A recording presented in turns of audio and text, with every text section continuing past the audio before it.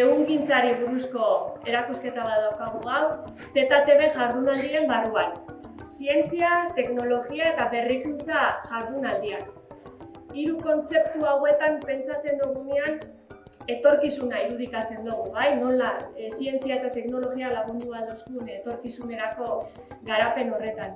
Baina bide honetan ze garrantzitsua da bai, iragana begiratzea eta gure historian eduki dugun indargune horiek gogoratu eta balioan jartzea.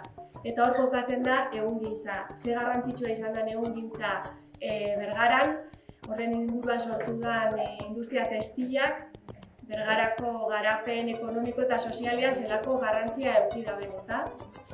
Hortik dator Bergarako izaeran hain barruan daukagu kolore urdin hori.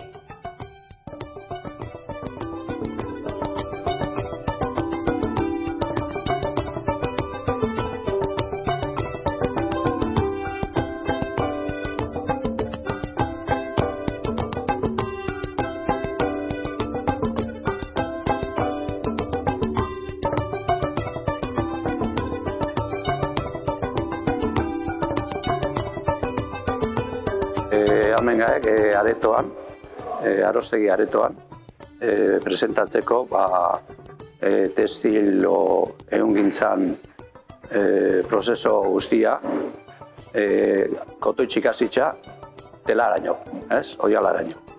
Orduan gertatu dugu makina batzuk, bai eskala txikixan, baina reproduzituta da bere lana etxeko. Orduan gaur presentako dudana, hemen jente aurrian, eta gero martxan jarriko du makaniak, pixkat ikusi da izen ez bakarri bideoan, sino aurre aurrian, danon aurrian.